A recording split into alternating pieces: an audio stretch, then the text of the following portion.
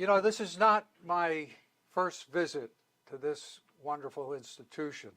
About 5 or 6 years ago I came, and I must say the weather conditions are a lot better this time.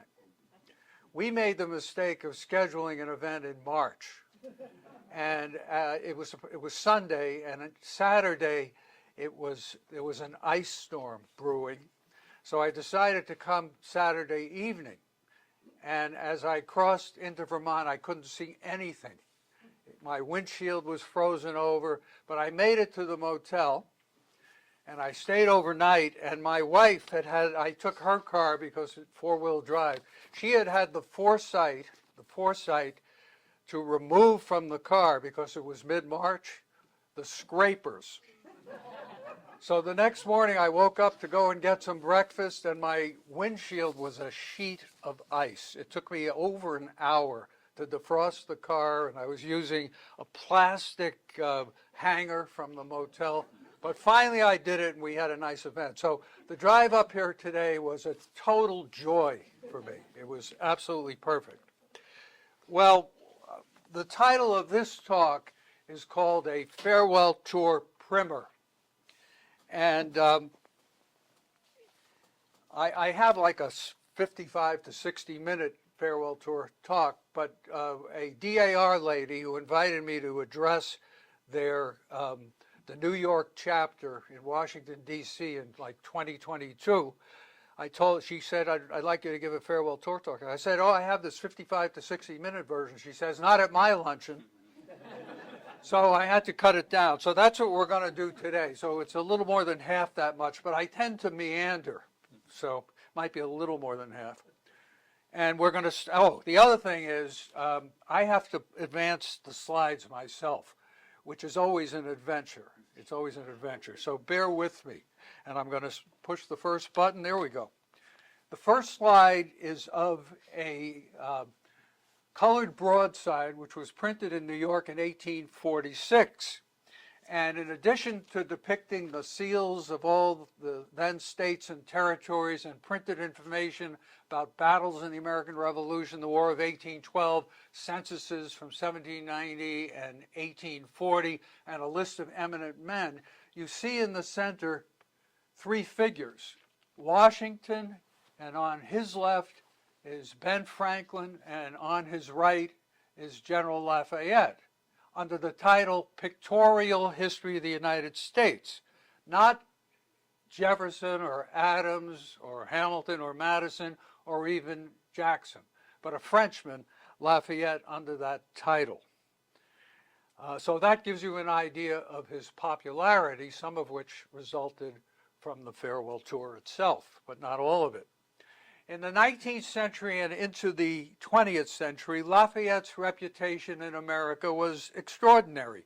He was already popular by the time he arrived for his farewell tour in 1824. He was popular by virtue of his important role in the American Revolution, both military and diplomatic, his subsequent activities on behalf of the United States, which he considered to be his adoptive land, his close friendship with George Washington, and his storybook life.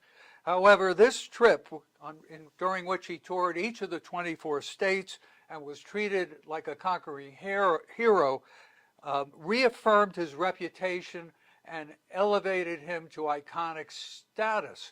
The only analogies, or the best analogies I can think of, and I didn't make this up, are the Beatles, the excitement caused by the Beatles among young teenagers in the 1960s, and the excitement caused by the visit of Pope John Paul II in 1979.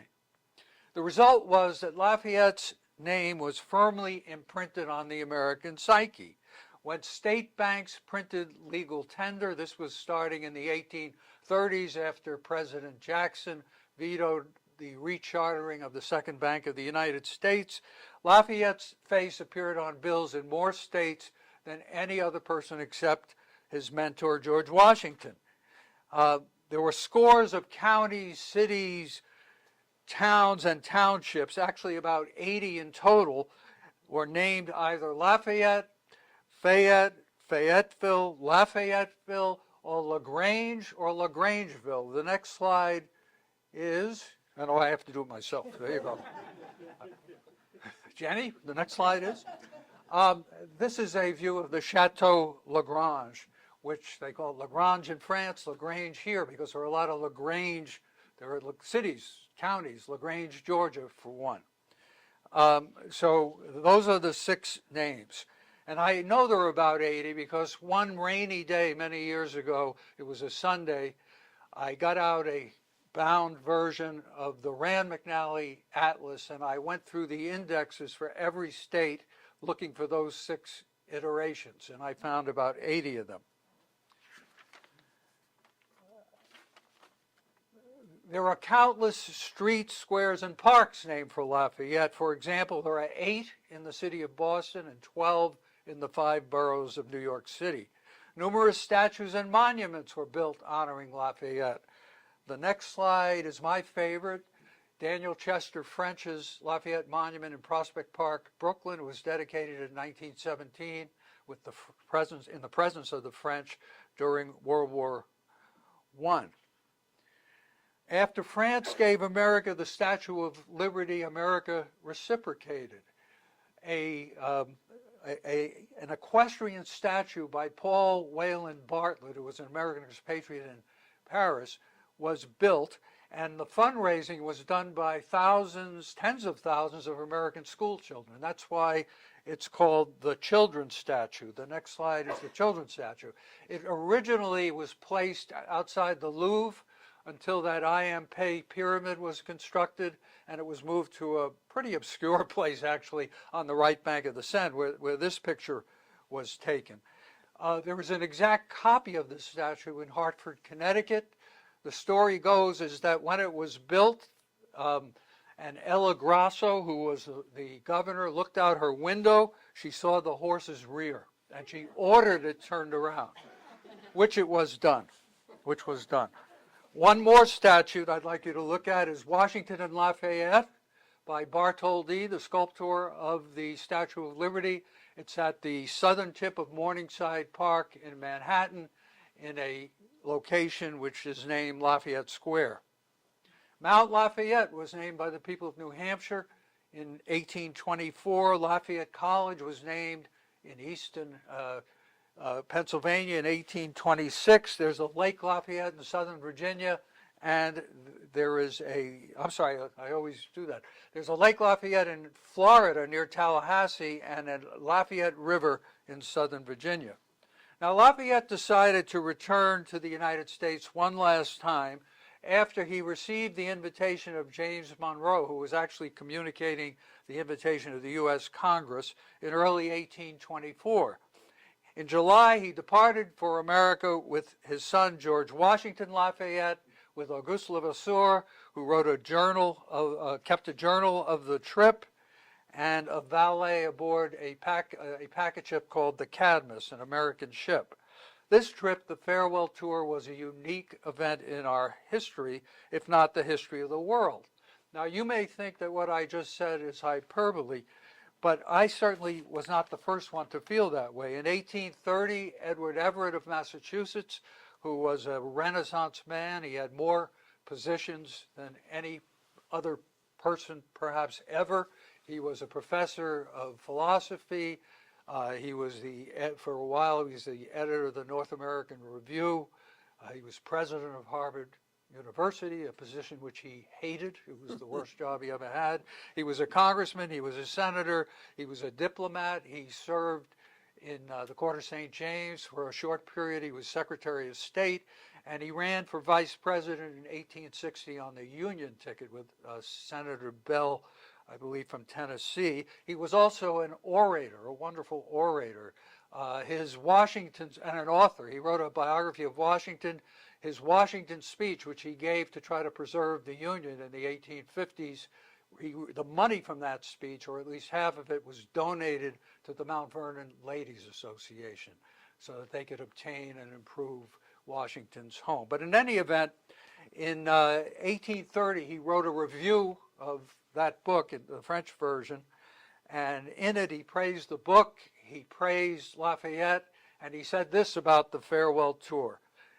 an event taken in all its parts, unparalleled in the history of man. Now, why did he say that? Here is this 67-year-old man, tall but somewhat portly, who walks with a limp and a cane and wears a hairpiece. Nothing against hairpieces. He has wielded no but people didn't know he wore a hairpiece. They were surprised when they found out. He has wielded no military power or governmental authority since 1792, when he was serving as a general in defense of the French Revolution on the northern border of France. He then held no public position in either France or in his adopted land, what he called his adoptive land, America, and he's treated like a Caesar or an Alexander for 13 months in every corner of a vast country. There are parades, militia reviews, dinners, banquets, balls, meet and greets with school children, the public, and members of private societies. There are dedications of public monuments and buildings, and a plethora of speeches and toasts. Triumphal arches are built in small towns and large cities honoring Lafayette. Americans of all races, each gender, and of every age wanted to touch this man who had done so much for their country. A whole cottage industry of consumer goods was created around the visit. There are Lafayette prints, fans, hats, buttons, bandanas, medallions, sheet music, bottles, brushes, baby shoes, ribbons. Here's an example. I got to do it myself. Here's an example of a Lafayette ribbon worn by the school children of Boston in 1824 when he crossed the Boston Common to get to the State House. There are Lafayette scarves. The next slide is a Lafayette scarf. It was made in Philadelphia in 1824, and you see Welcome Lafayette with patriotic symbols. There were staffature and other ceramics were created, including a set of dishes depicting Lafayette's arrival in New York City, and ladies' and men's kid gloves with his face imprinted on them. The next slide is two examples of Lafayette gloves. Almost every American painter wanted to paint him from life, and many did. The two most important paintings are the next slide, Samuel F.B. Morse. This one was done for the city of New York. It's presently in the council chamber. And as Morse wrote later, it depicts Lafayette looking at the bust of Washington and Franklin and an empty pedestal waiting for his bust. And the next slide is a Philadelphia painter whose name is Thomas Sully. That's Lafayette outside of Independence Hall. On August 15th, the Cadmus, the ship, arrived in New York Bay. That's the only known image of the Cadmus. It's in the Penobscot Maritime Museum in Maine. As Levasseur, the author of the journal, contemplated Staten Island to his left, he writes, "The noise of a cannon caught my attention from another side. It was the artillery of Fort Lafayette, which was announcing the arrival of the Cadmus to the city of New York." The next slide, that's a 19th century painting. That square structure is Fort Lafayette. It was actually in the Narrows, and it was destroyed in 1960 to make way for the Verrazano Narrows Bridge. It's on the Brooklyn side of, it was on where the Brooklyn side of the bridge is. Because it was a Sunday, Lafayette was asked to disembark in Staten Island, which he did, and he stayed with the then vice president, whose name was Daniel Tompkins. And then on the following day, he arrived in the Battery at Castle Garden on the southern tip of Manhattan on a steamship called the Chancellor Livingston, and he was accompanied by a numerous flotilla of boats and was welcomed by all the military and civilian authorities of the city of New York and the people. And according to Levasseur, a crowd of 200,000. Other estimates are less, 50,000 to 100,000. The next slide, that's one of those ceramics. They're actually fairly common. You can actually find them around. It's the arrival of Lafayette at Castle Garden, and that's what Castle Garden looks like today. Originally it was in the water, and there was like a causeway that was built when Lafayette arrived, but there were the land was filled around it, and now it's part of Battery Park. Having been feted in New York City, Lafayette left for Boston on August 20, 1824, on the Old Post Road. He made stops in several cities in Connecticut and in Providence, Rhode Island, and on the wee hours of the morning of August 24th, he arrived at the Shirley Eustis House in Boston, which was the governor's mansion. It still exists. It's a wonderful take. They have the carriage that Governor Eustis sent to fetch Lafayette on the 23rd. They also have a Lafayette bedroom. So he arrives in Boston the next morning, or that morning, in a procession of 70,000 people. He crossed the Boston Common. That's from a newspaper account. He crossed the Boston Common to the State House, where he was addressed by Governor Eustis and replied. Then he met all the legislators in the State House for a while, and then they took him to apartments which had been prepared for him. Now, the backstory, I tell the story of these apartments because it shows what the cities and towns did to prepare for Lafayette and to make his stay comfortable. The story is told in a catalog of an exhibition, exhibit, I guess it's an exhibition, which appeared in about 2019 at the Boston Historical Society. It was an exhibition of furniture and other artifacts, and the catalog's name is More Elegant Than Showy, the Classical Furniture of Isaac Bose, B-O-S-E. To summarize, the alderman of Boston rented a portion of a big estate. It's actually attached estate on Park Street in Boston called the Amory House. 22 Beacon Street, Boston is the physical address, but it goes around the corner, so it's also partly on Park Street. As the authors write, the city of Boston hired only the most respected craftsmen for the furnishings, Vos and Sons for furniture and lighting, and Hedges for upholstery, draperies, and carpeting. Consistent with this high standard, they also selected the city's leading gilder and looking glass maker, John Doggett. Now, the Vos furniture consisted of 78 items. They bought 78 items, including this beautiful rosewood couch, which was the featured item in the exhibition that I mentioned. And that Mr. Doggett, the gilder, owned 5 Gilbert Stuart portraits, one of each of the first 5 presidents. He loaned them to the city to hang on the walls of the Amory House so that Lafayette could be with his friends while he was in Boston. In the afternoon of the 24th, there was a dinner at the Exchange Tavern. According to the local press, Lafayette visited John Hancock's widow, whom he knew from the American Revolution, at her home in the evening. This visit is memorialized in a book by Louisa May Alcott called An Old-Fashioned Girl. While this is a work of fiction, the story has the ring of truth to it because Louisa May Alcott's mother, Abby May Alcott, was a Quincy and was a cousin of Dorothy Quincy Hancock, and likely she was at this event to greet Lafayette on the 24th. In any event, in this story, a grandmother tells the story of Lafayette's visit to her 2 grandchildren and a friend of theirs. And it reads this way. Well, by and by, the general, escorted by the mayor, drove up. Dear me, I see him now, a little old man in nankeen trousers and vest, a long blue coat and ruffled shirt, leaning on his cane, for he was lame, and smiling and bowing like a true Frenchman. As he approached, the 3 old ladies rose and curtsied with the utmost dignity. Lafayette bowed first to the governor's picture, that's Governor Hancock's picture, then to the governor's widow and kissed her hand. That was droll, for on the back of her glove was stamped Lafayette's likeness, and the gallant old gentleman kissed his own face. Then some of the young ladies were presented, and as if to escape any further self-salutations, the Marquis kissed the pretty girls on the cheek. Yes, my dear, here is just the spot where the dear old man saluted me. I'm quite as proud of it now as I was then, for he was a brave, good man, and he helped us in our trouble.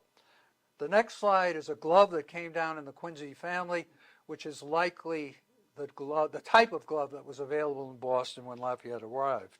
While in Boston, Lafayette visited Harvard College twice, first for graduation ceremonies and then for a Phi Beta Kappa dinner, in which Edward Everett gave the address. Now, I forgot to tell you one thing about, maybe there's more, about Edward Everett. He is the orator who followed Lincoln at the after the Gettysburg Address in 1863. Before? I think so. I'm not sure about that. Well, we'll get back to you on that one. But in any event, his typical address was 2 hours, and that address was at least 2 hours. And of course, Lincoln's was 2 minutes, and they wrote letters congratulating each other. On the 29th, Lafayette visited John Adams in Quincy, and on the 31st, he headed north. He stopped in 7 towns. It was a rainy day, and there were receptions and events in each of these towns: Chelsea, Lynn, Marblehead, Salem, Beverly, Ipswich, and Newburyport. Citizens of New Hampshire joined the frenzy surrounding Lafayette's visit on September 1 in Portsmouth. Although Lafayette proved to be a magnet for all Americans, veterans, particularly veterans of the American Revolution, hastened to greet him. September 1 happened to be the day of Franklin Pierce's graduation from Bowdoin College. He had been asked, he was the valedictorian of his class. He'd been asked to give the address in Latin, and he wrote his father, Benjamin Pierce, who was a militia general, but also a veteran from Bunker Hill, actually, of the American Revolution, inviting him to attend. The author of his two-volume biography, Peter Wallner, writes, "In this he was disappointed, however, as the old general joined other Revolutionary War soldiers at Portsmouth, New Hampshire, to honor General Lafayette, who was on his famous tour of the United States." So he dissed his son's valedictory address and college graduation to spend a few hours with Lafayette.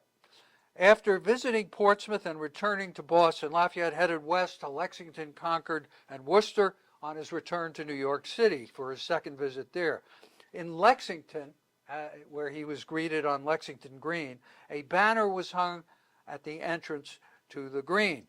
Now, the next slide is that banner. You can't tell from this slide, "Welcome, friend of America, to the birthplace of American liberty." You can't tell from the slide, but it's 39 feet long, 9 inches high, made of cloth, painted with green paint. And it's still in the possession, there you go, I did something here. It's still in the possession of the Historical Society in Lexington. It's one of their prized possessions. It's actually on exhibit now. They have an exhibit in one of their historic homes about Lafayette's and Washington's visits, separate visits to Lexington. After Lafayette departed Boston, the selectmen, actually the aldermen, held an auction to try to recoup their investment in all the furniture that they had bought. On September 14th, the city of New York held a ball at Castle Garden, which I showed you, at which 5,000 people attended. That was one of the big events on the farewell tour. Lafayette left New York again in September of 1824, headed west through New Jersey to Philadelphia, and then south. He arrived at Yorktown for Surrender Day, October 19th, to help celebrate the 43rd anniversary of the surrender of the British Army. He reached Monticello on November 4th, spent about 10 days with Jefferson, and then another 4 with Madison at Montpelier. He spent much of the winter in Washington City, making a number of side trips to Virginia, Maryland, and Pennsylvania, although his original intent was a 3 or 4 month visit, similar to what he did in 1784. By this time, all the states, all the new states in particular, through their congressional representatives, because he spent a fair amount of time in D.C., had invited him to visit, and he decided to accept their invitation. That enabled him to accept the invitation from the selectmen of Charlestown, Massachusetts, to return for the dedication, the laying of the cornerstone of the Bunker Hill Monument. So on February 23rd, he headed south from Washington City, passing through Virginia again and North Carolina, and entered South Carolina. In Columbia, South Carolina, the capital, an incident occurred that encapsulates this man, who made no distinction of race, color, or creed. In several of the southern states, local officials had decreed that enslaved as well as freedmen should be kept away from all the public ceremonies. No African Americans were allowed. And it is believed that Columbia was one of those cities. And this was because of Lafayette's well-known reputation as an abolitionist, which he had been since the early 1780s. In an autobiographical sketch by a militiaman who was present, he was a surgeon for one of the local militias who came to Columbia to greet Lafayette. He tells the story of a private reception at a private home after the public ceremonies and what happened there. He writes, 2 sentinels with fixed bayonets on their guns were posted at the door to prevent the entrance of intruders. Officers, however, were allowed to enter unquestioned. Here I saw a strange but pleasant incident transpire. An old African, neatly dressed, came to the front door and started in, but the sentinels interposed their bayoneted guns to his entrance. The old man contemptuously pushed them aside, saying, "Shaw, Shaw, sea guns afore you was born. Been where they been shot by soldiers too," and without further opposition from anyone gained his way.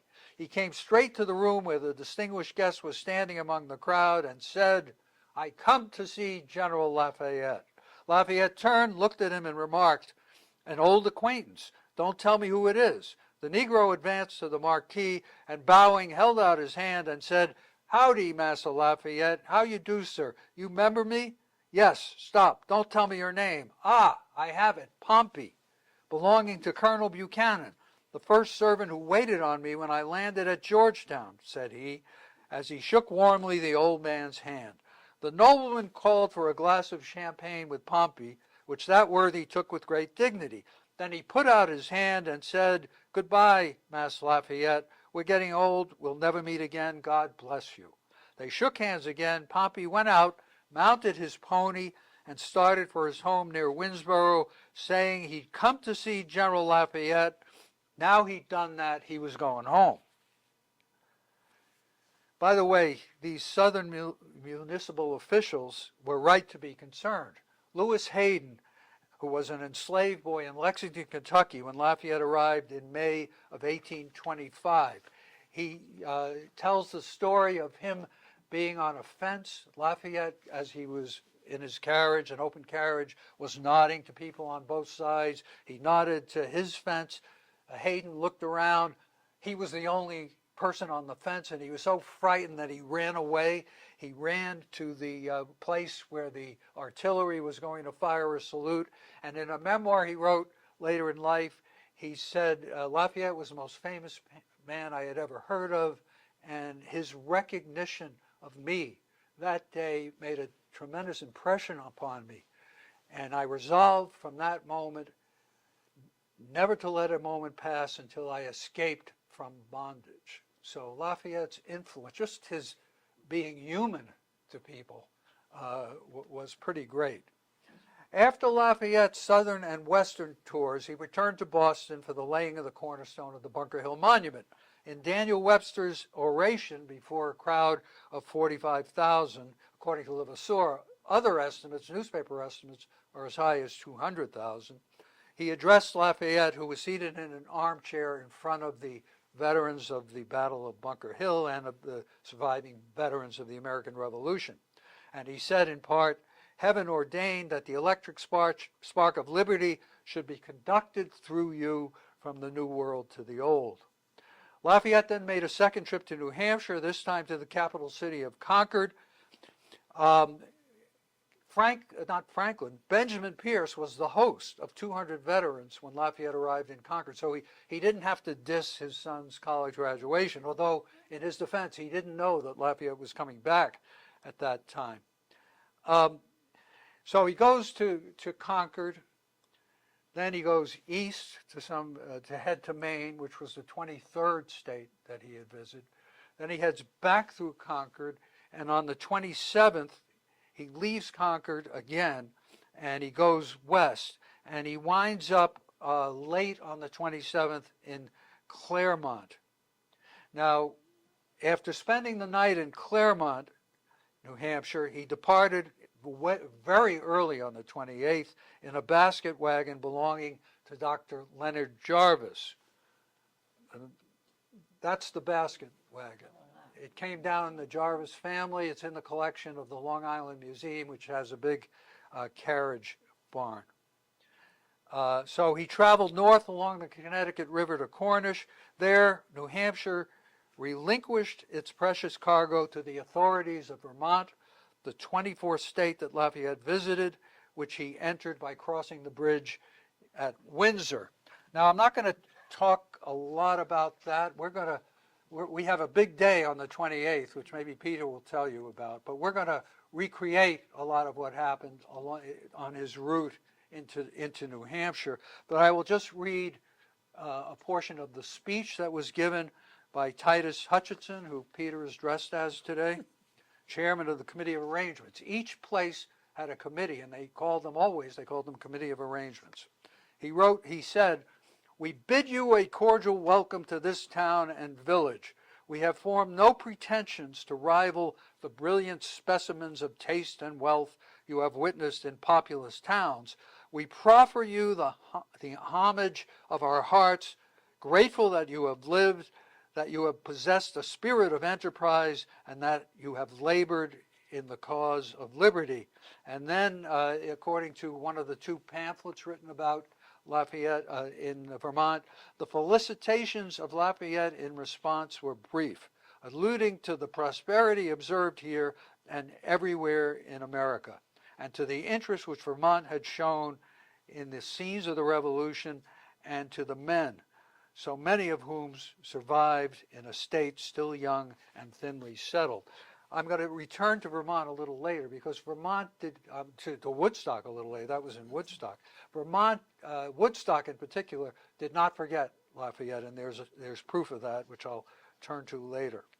After Vermont, Lafayette traveled to New York City for the July 4th celebrations. He actually left Burlington on a steamboat called the Phoenix on Lake Champlain, took that to Whitehall, New York, and then traveled by land to Albany and took another steamship called the Bolivar, after Simone Bolivar, to New York City, and arriving in time for the 4th.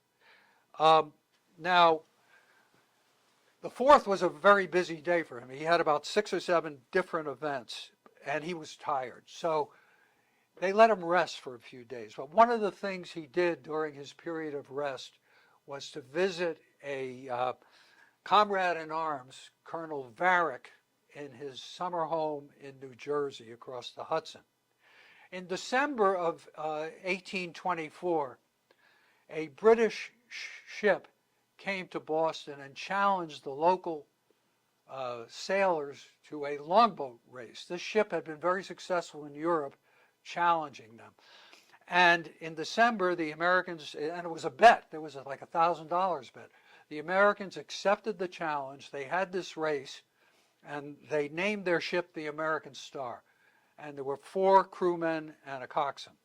And they won. They won the race. Then they challenged the British. They said, well, we'll give you an opportunity to win your money back, double or nothing.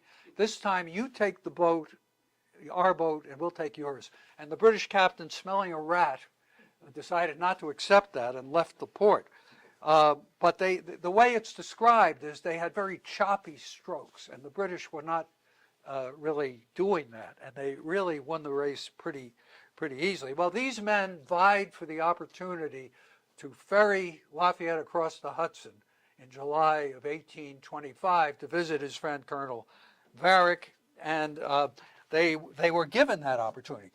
And the next slide, and when they brought Lafayette back, they gave him the boat as a gift.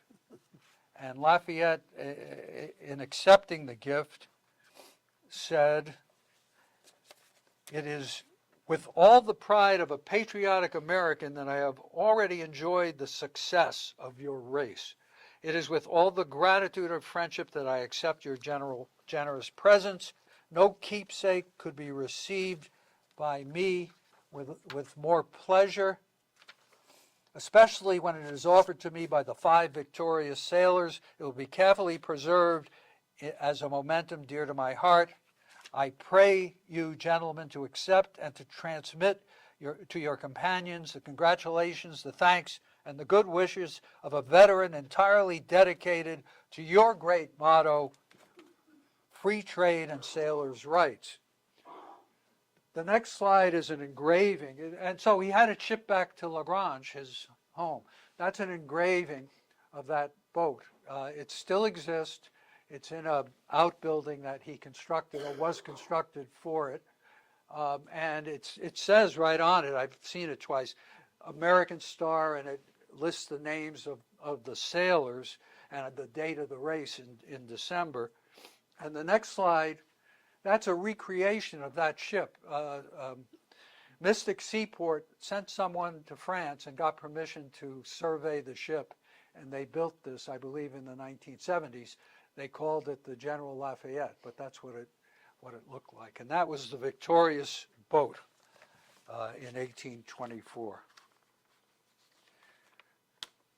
Now on July 14th, as he was leaving New York City for the last time, he said farewell to a militia unit, an artillery unit, which was the predecessor of the 7th Regiment, for which we still have the 7th Regiment Armory in Manhattan. That militia unit had renamed itself National Guard in honor of Lafayette's service in the French Revolution. In 1989, the U.S. National Guard commissioned a painting, and a poster was created after the painting to commemorate this event. The next slide is that image. It's Lafayette saying farewell to the militia unit in July, actually it was July 14th, 1825, and in the background you can see the arch ferry to Hoboken, which is in New Jersey. So on the legend of this poster is written this story about how this unit changed its name to National Guard in honor of Lafayette's service in the Parisian National Guard during the French Revolution. And then it says, by the end of the 19th century, every state militia in the United States had renamed itself National Guard, which is why you have the Vermont National Guard instead of the Vermont State Militia. Like Churchill in World War II, Lafayette lived in the White House in August and September with his friend John Quincy Adams. And President Adams sent Lafayette off on September 7th aboard a frigate, which he had named the Brandywine in honor of Lafayette's service in the Battle of the Brandywine, in which he was wounded and shed his blood for America's cause. While in America, Lafayette was the first foreigner to address a joint session of Congress and was addressed by the Speaker of the House, Henry Clay, who called him, quote, a faithful and fearless champion of liberty. Congress voted Lafayette a national reward of $200,000 and 23 acres of land in northern Florida. Lafayette gave 1/9 of the land to the city of Tallahassee, which is why there was a Lake Lafayette nearby in Florida. Now that national gift of $200,000 was not chump change. It's worth about $3.5 million in 2015 money. And it was somewhat controversial. 26 congressmen voted against the gift. And their reasoning was it was not a good use of the public fisc. They were fiscal conservatives. And they were being pilloried in the press for having voted against Lafayette, who was called the nation's guest. So they went to see him at the rooming house he was staying in Washington, D.C., and they explained themselves to him. He replied, gentlemen, America has already done too much for me. If I had been your colleague in the House, they were all in the House of Representatives, there would have been 27 of us, he said. And that made all the newspapers. It got these politicians off the hook. Lafayette died on May 20, 1834, and was buried in Picpus Cemetery in Paris.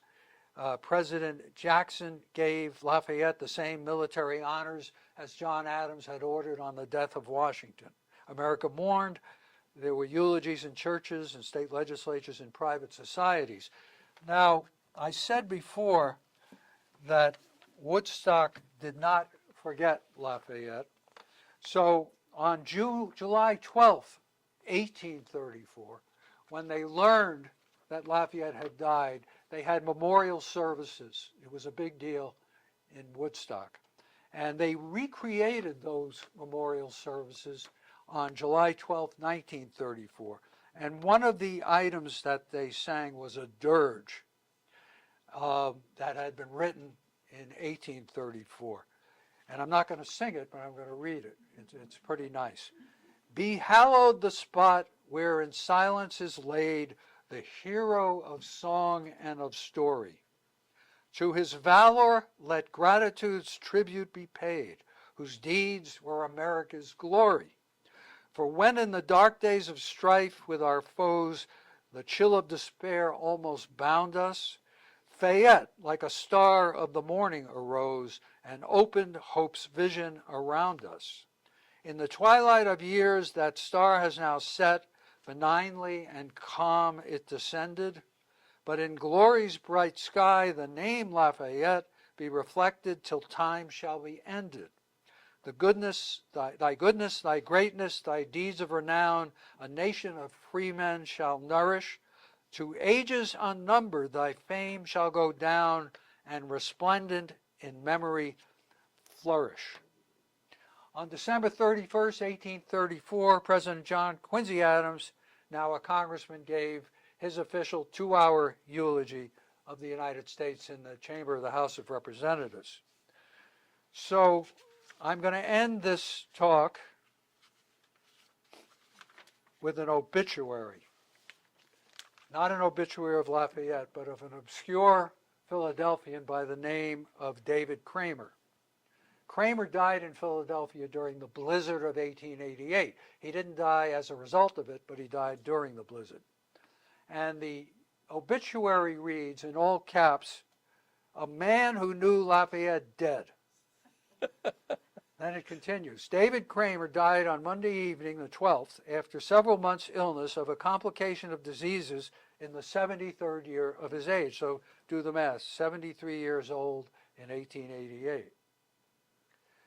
He, many years ago, resided in Philadelphia, where he was a contractor and erected many fancy dwellings for the leading men of that city.